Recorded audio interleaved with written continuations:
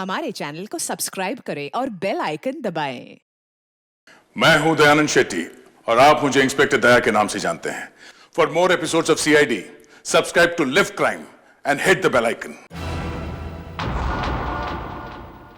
रघु बुधवार की रात 9:30 बजे मारा गया था ना। दूसरा खून भी उसी समय हुआ होगा, क्योंकि शायद रघु ने खून होते हुए देखा है। Right sir.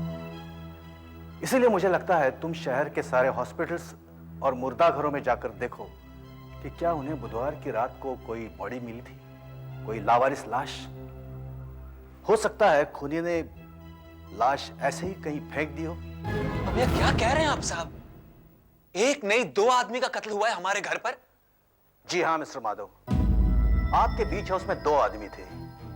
दोनों ने एक साथ बैठकर दारू पी, फिर एक ने दूसरे को पीतल के फूलदान से इतनी जोर से मारा कि वही ढेर हो गया। फिर उसने उसकी लाश को उठाकर कहीं फेंक दिया। वो लाश तो हमें अभी तक नहीं मिली है, और ये सब कुछ होता हुआ रघु ने देख लिया, तो उसने रघु को स्विमिंग पूल में डुबाकर मार दिया और लाश को समुद्र में फेंक दिया ताकि वो एक एक्सीडेंट लगे। पर ऐसा कौन कर सकता है, और वो भी हमारे घर में? हाँ, यही बात तो मैं भी जानना चाहता हूं। आपके घर में क्यों? ना तो बंगले का ताला तोड़ा गया है, ना ही खिड़की। कातिल सीधे रास्ते से ताला खोलकर अंदर घुसा है। मतलब आप कहना क्या चाहते हैं डीसीपी साहब? यही कि आपके घर से चाबी लेकर कोई वहां जाता है, 2 खून करता है और फिर वापस चाबी अपनी जगह पर रख देता है, आप ही के घर में। इसका मतलब कातिल आप में से ही कोई है। तुम बुधवार की रात को 9 से 10 के बीच कहां थे? हम लोग घर पे ही थे साहब, टीवी देख रहे थे, है ना? तुम भी थे? हाँ साहब। ये सच बोल रहा है? मिस्टर अनीश, आपने बताया कि बुधवार को आप शहर में नहीं थे और गुरुवार को ही लौटे थे, हाँ? जी हाँ, मैं बिजनेस के सिलसिले में एक जरूरी मीटिंग के लिए दिल्ली गया था। मेरे साथ मेरा सेक्रेटरी विश्वास भी था। हम लोग सोमवार को गए थे और गुरुवार को लौटे हैं। ये हमारे हवाई जहाज के टिकट्स। अच्छा।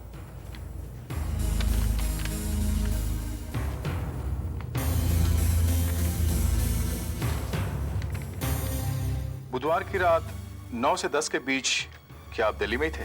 जी हाँ, 5 बजे हमारी मीटिंग खत्म हुई थी।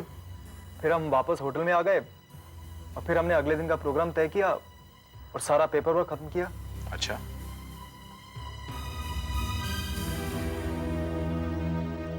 बुधवार की रात 9 बजे आप क्या कर रहे थे?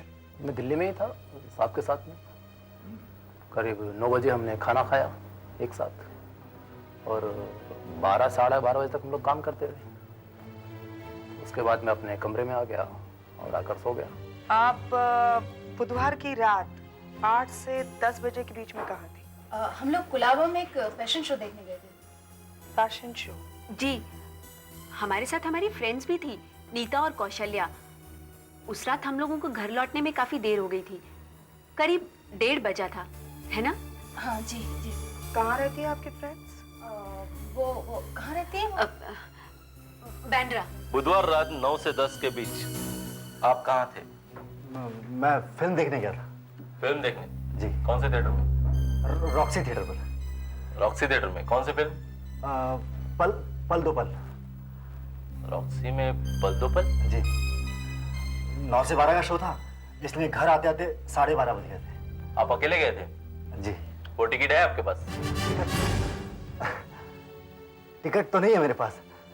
मैंने काफी ढूंढी लेकिन मुझे मिली नहीं। मुझे मलेरिया है। वैसे भी इतने दिनों से घर से बाहर नहीं निकलता था। अपने रिहर्सल पर भी नहीं जा रहा हूं मैं। तो बुधवार की रात आप घर पर ही रहे होंगे? जी, और कहाँ रहूंगा, घर पर ही था, दवाई खाकर सो रहा था। और उस रात आपको किसी ने देखा नहीं? शायद आपने नौकरों से कह रखा होगा कि कोई डिस्टर्ब ना करे, हाँ? जी हाँ साहब, मुझे बड़ी मुश्किल से नींद आती है, इसलिए मैंने उन्हें कहा था कि मुझे डिस्टर्ब ना करे। तो इसका मतलब ये हुआ कि जब बुधवार की रात को आप घर पर ही थे, तब रात 8:30 से 12 बजे तक आपको किसी ने नहीं देखा? सर, मैंने शहर के सारे मुर्दाघर एक एक करके चेक किए। ये 4 लाशें हैं जो बुधवार की रात को मिली हैं। ये लाश हमें कांदीवली के कचरे के ढेर में मिली है। सर पर चोट के निशान हैं। और सर ये लाश हमें ट्रॉम्बे के पास मिली। ये चाकू से मारा गया है, अभी तक इसकी शिनाख्त नहीं हुई है। और वो सर, इस लाश की जेब से एक मिल वर्कर का कार्ड मिला है, नाम है किशोर कुमार। लगता है इसने मिल की छत पर से कूद करके आत्महत्या की, क्योंकि इसके शरीर पर बहुत सारी चोट के निशान हैं। अकेला रहता था। अभी तक इसके परिवार वालों से कोई कांटेक्ट नहीं हुआ है। और ये लाश ये ट्रेन के नीचे आकर कट के मर गया है। इसकी हालत तो बहुत ही खराब है। जी सर, ये मलाड की पटरियों पर मिला है। इसकी भी अभी तक शिनाख्त नहीं हुई। आप ऐसा कीजिए, इन लाशों का सूखा हुआ खून शर्मा के बंगले में मिले खून से मिलवा के देखिए, हो सकता है कुछ मिल जाए। ठीक है सर, मैं डीएनए टेस्ट के लिए भेज देता हूं। सर, आपको याद है शर्मा के बंगले में उसकी ड्रेसिंग टेबल पे हमें कुछ मिला था, चिपचिपा सा। हाँ हाँ, क्या हुआ? क्या है वो? सर, काफी मेहनत के बाद मुझे पता चला कि वो स्प्लिट गम है, जिसे एक्टर लोग नकली दाढ़ी मूंछ चिपकाने के लिए इस्तेमाल करते हैं।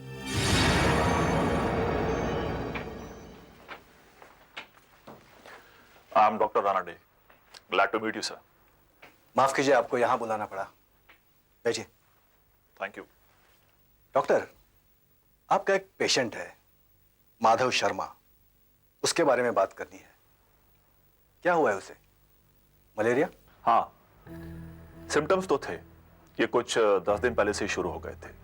तेज बुखार, सर्दी लग रही थी और बहुत कमजोरी भी थी। आपने ब्लड टेस्ट तो जरूर किया होगा? हाँ, पर वो तो नेगेटिव था। नेगेटिव?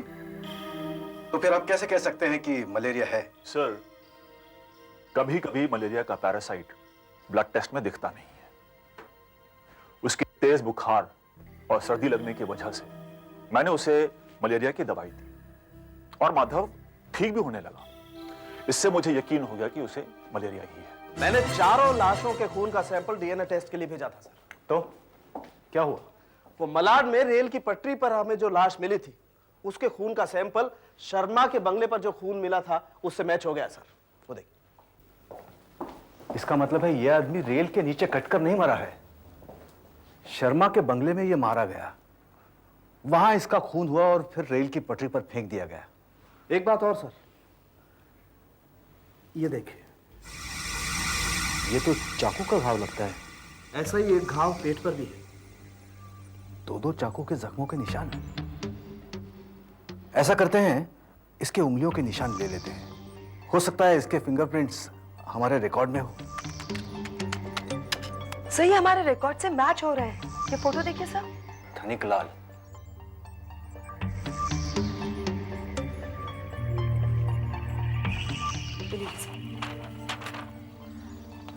धनिक लाल एक पेशेवर गुंडा, हफ्ता वसूली, ब्लैकमेल, चोरी करना, डाके डालना, अटेम्प्ट मर्डर, यही इसका पेशा है। 2 बार जेल जा चुका है, चाकू रखता है, कोई साथी नहीं, पिछले 1 साल से किसी जुर्म में फंसा नहीं। आखिरी पता 15 सुजन चाल, पारसवाड़ी।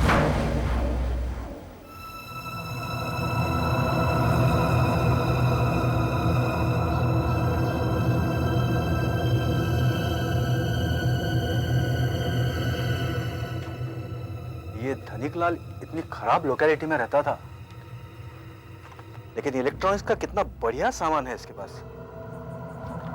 दया, इन सब के सीरियल नंबर नोट कर लो।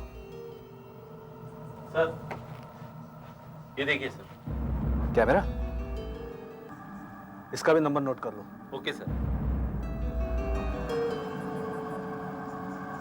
आदमी काफी शौकीन था। सर, क्या है? पैसे 1000-2000 होंगे सर। गिन लो और नंबर नोट करो। Yes sir.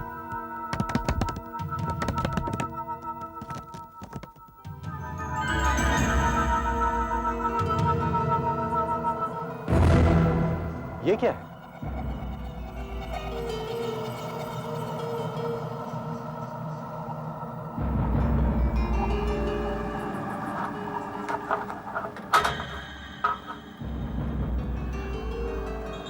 ये तो किसी लॉकर की चाबी है।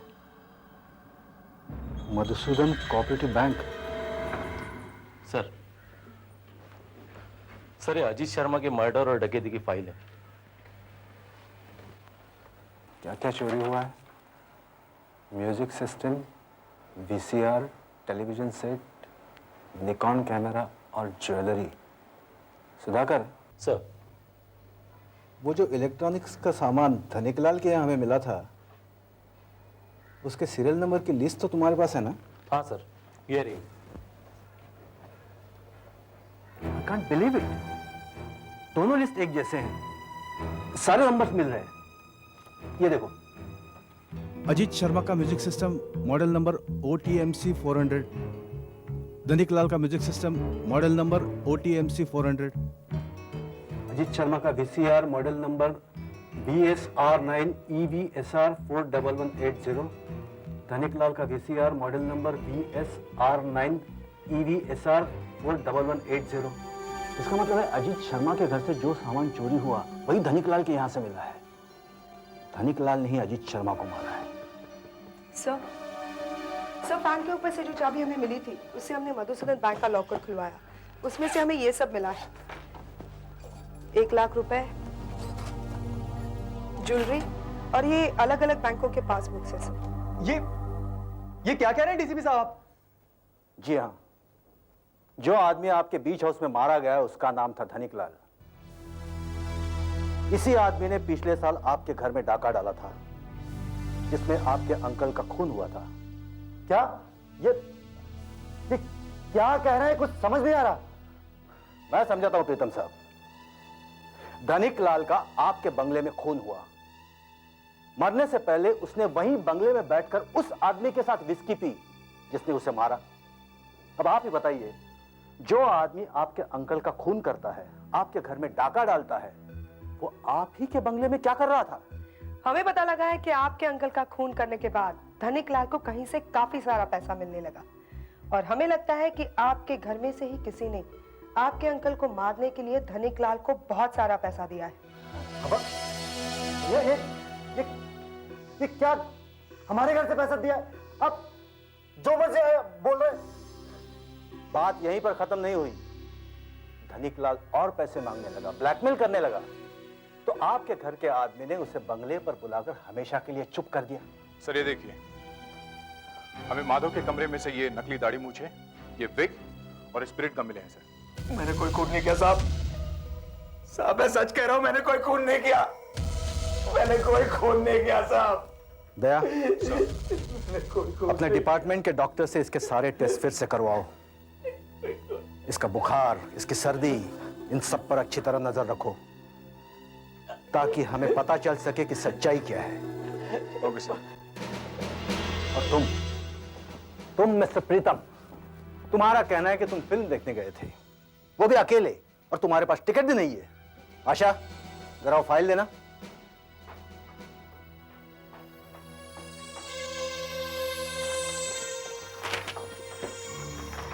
अब हमें ये बताओ, तुम कौन सी लाइन में बैठे थे? बालकनी में। कौन सी सीट थी? पीछे से दूसरी या तीसरी लाइन में होगी। हमने पिक्चर हॉल के मैनेजर से पूछताछ की है। उसने हमें बताया कि उस रात 10 मिनट के लिए हॉल की लाइट चली गई थी।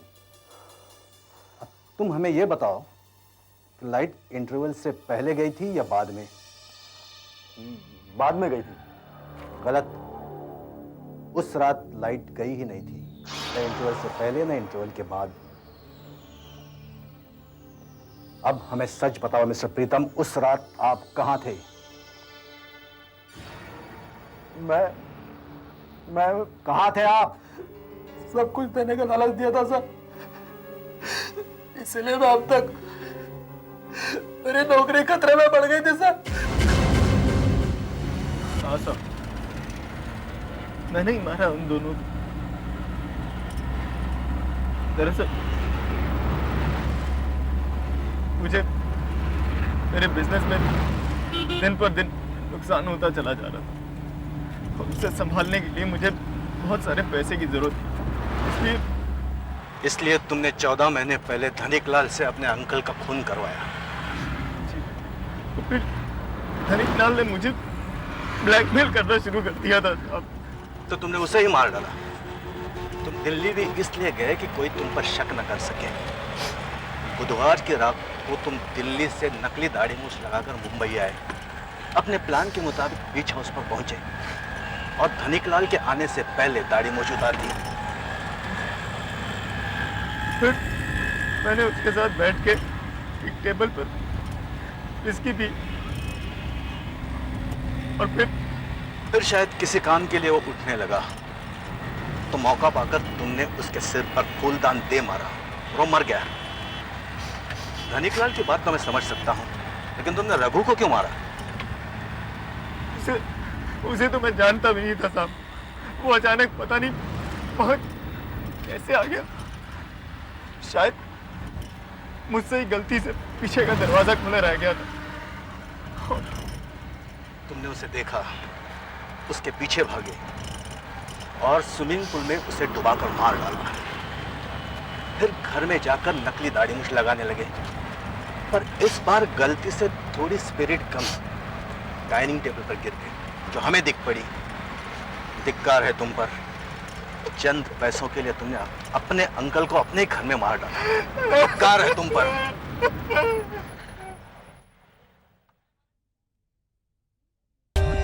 For more updates, subscribe to our channel, click the show links and enjoy watching the videos.